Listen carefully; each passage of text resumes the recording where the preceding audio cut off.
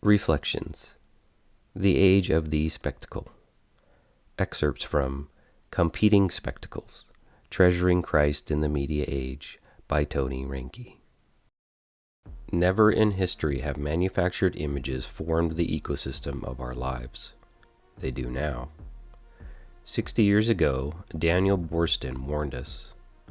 We risk being the first people in history to have been able to make their illusions so vivid, so persuasive, so realistic, that they can live in them. We are the most illusioned people on earth. Yet we dare not become disillusioned, because our illusions are the very home in which we live. They are our news, our heroes, our adventure, our forms of art, our very experience. 60 years later, this risk is now our reality. We live as if all the media broadcast into our eyes is life itself, as if our images now offer us an alternative existence. To this cultural phenomenon, I raise my objection. In a consumer society, images are the language of transaction.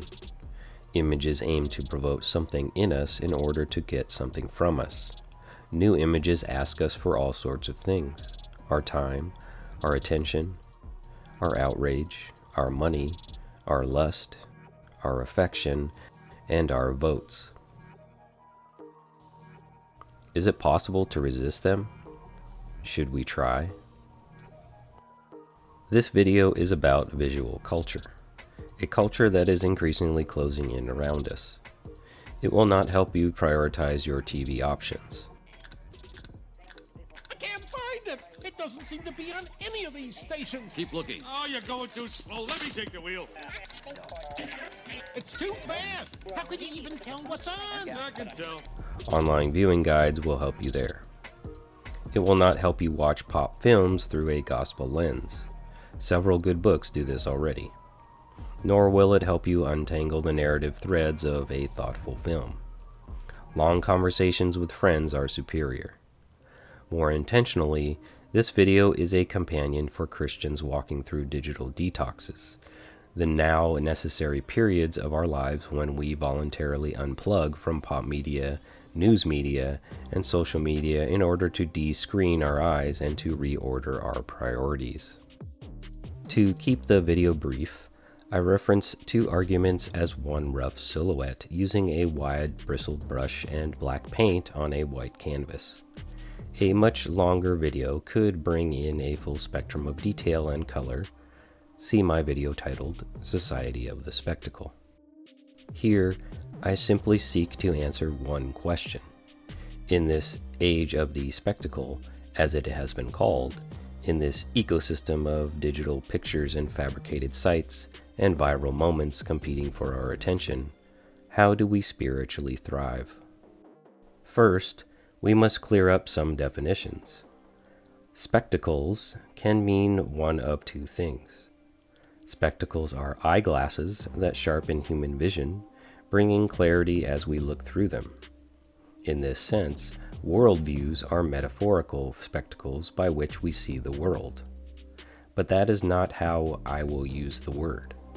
For this project, spectacles is confined to its second meaning, a moment of time of varying length in which collective gaze is fixed on some specific image, event, or moment.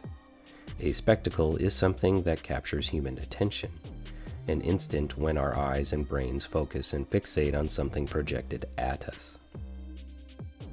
In an outraged society like ours, spectacles are often controversies, the latest scandal in sports, entertainment, or politics. A spark bellows, grows into a viral flame on social media, and ignites the visual feeds of millions. That's a spectacle. As the speed of media grows faster and faster, the most minuscule public slip of the tongue, "We're a totally peaceful racist group, or passive-aggressive celebrity comment, Do you know the comedian Carrot Top? Yes, horrible. Well, You were like the carrot top of interviewers. Yeah. Yeah. No, and it's a good thing. It's I'm a gonna good go thing. cry now. No, don't cry now. Cry after the interview's over. or hypocritical political image. So let's institute a mask mandate nationwide, starting immediately. You had suggested there would be some kind of a federal mandate about masks, so now you're saying encourage people? No, mask mandate nationwide. No, here's what I suggested was I would ask every person in authority. Which can become a spectacle. And often the most viral social media spectacles are spicy tales later exposed as groundless rumors and fake news. Whether it's true, false, or fiction, a spectacle is the visual thing that holds together a collective gaze. And that's the focus of this video. A spectacle can come packaged as a brilliant photograph, an eye-catching billboard, a creative animation, a magazine centerfold, a witty commercial, or a music video. It can be an advertisement or a sarcastic anti-advertisement, a sitcom or a mocking anti-sitcom, a talk show or a cynical anti-talk show. Spectacles can go meta. TV shows about TV shows, ads about ads, and movies about movies. Spectacles are ambitious video game landscapes, network television series, a blockbuster movie, a horror film, a sports clip of an athlete's glory or injury, or a viral GIF on social media. Spectacles can be accidental or intentional, anything that vies for our eyes. A historic presidential inauguration, a celebrity blooper, an epic fail, a prank, a trick shot, a hot take, a drone race, an esports competition, the live streams of video games fought with fictional cannons, or real warfare fought with steel weapons.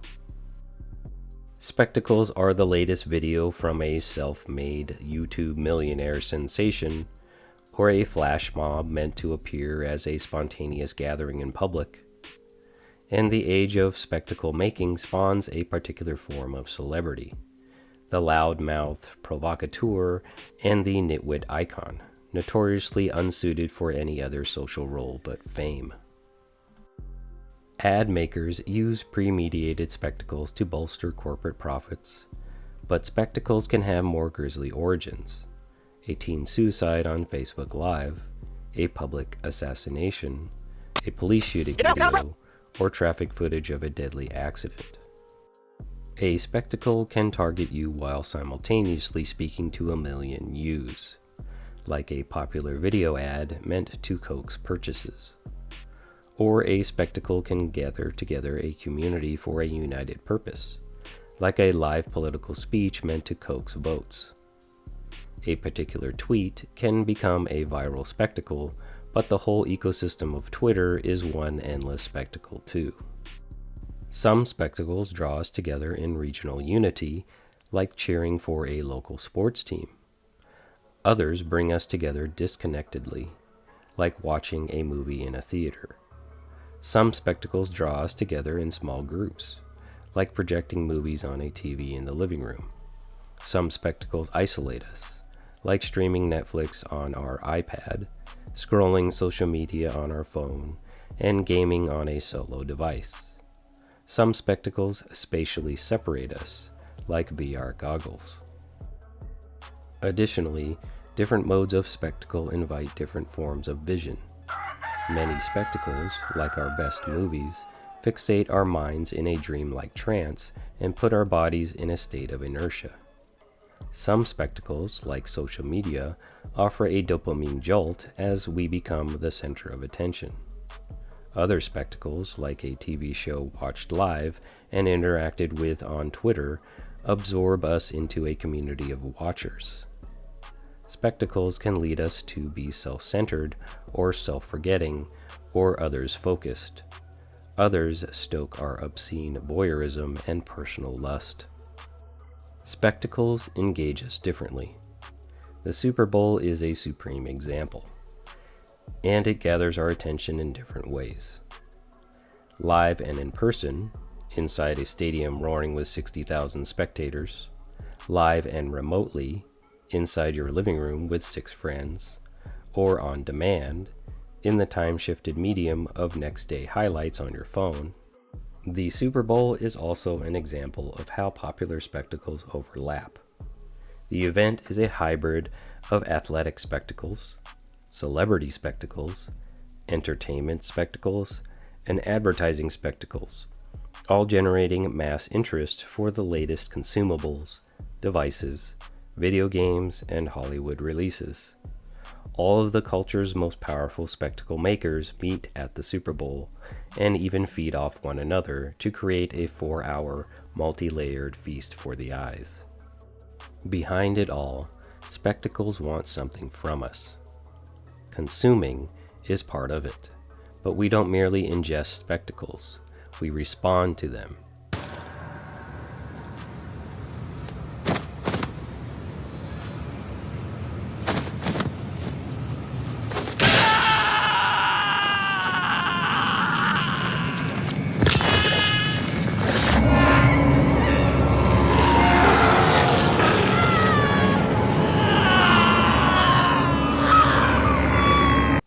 Visual images awaken the motives in our hearts. Images tug the strings of our actions. Images want our celebration, our awe, our affection, our time, and our outrage.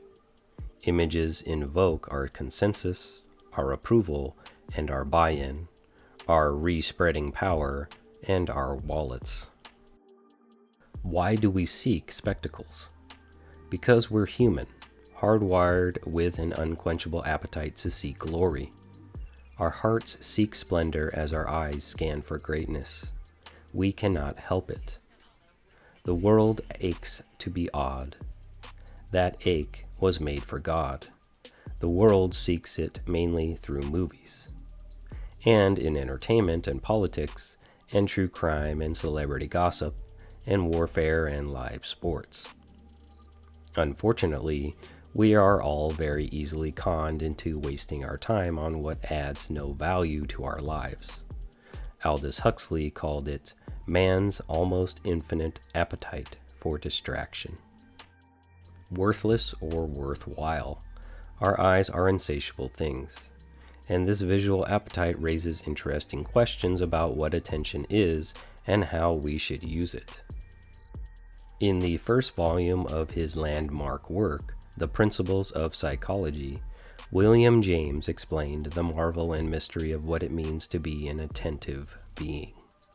He said that human attention is a withdrawal from some things in order to deal effectively with others, and is a condition which has a real opposite in the confused, dazed, scatterbrained state which in French is called distraction.